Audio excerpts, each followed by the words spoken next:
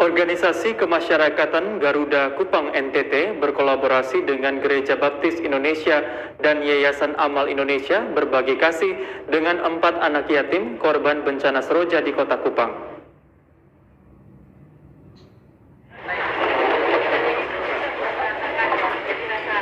Di tempat inilah 4 orang anak yatim hidup dengan penuh penderitaan lantaran rumah mereka hancur disapu badai Seroja pada 15 April 2021 lalu.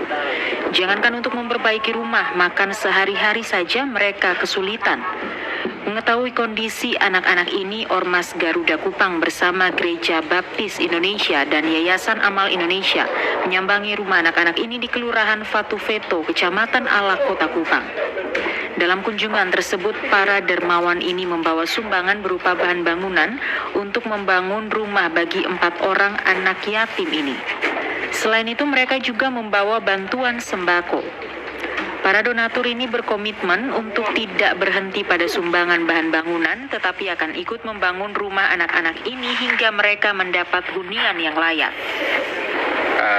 Terlebih kami terima kasih sekali kepada masyarakat lewat informasinya, lewat media sosial. Akhirnya kami Garuda Kupang mengetahui bahwa adanya keluarga Naik, adik kita Novi dan ketiga adiknya yang ada di tempat ini dengan kondisi rumah yang setelah dihantam badai Seroja tahun lalu.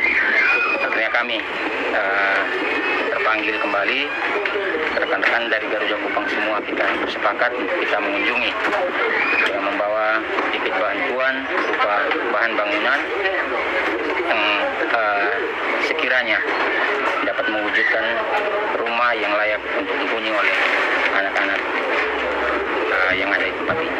Sebenarnya keluarga ini bukan yang pertama kami melakukan itu. Kami sudah bergerak sejak badai itu, kami sudah bergerak ya. Ada beberapa rumah yang kita bantu. Kemudian kami mendapatkan informasi bahwa keluarga ini juga terdampak dari badai Seroja itu sendiri, sehingga kita berupaya untuk berkoordinasi dengan semua pihak supaya mereka bisa terlibat. Sejak badai Seroja itu kita mendapatkan informasi ada rumah yang sampai saat ini belum bisa ditempati, sehingga kita dengan teman-teman Garuda dan juga Yayasan Amal bersama-sama untuk bergerak untuk mewujudkan supaya rumah itu bisa terjadi.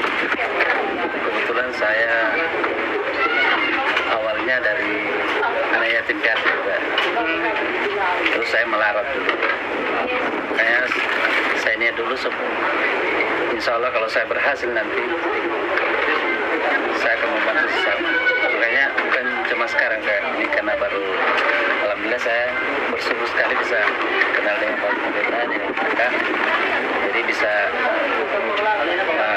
kerjasama untuk kegiatan sosial untuk masyarakat.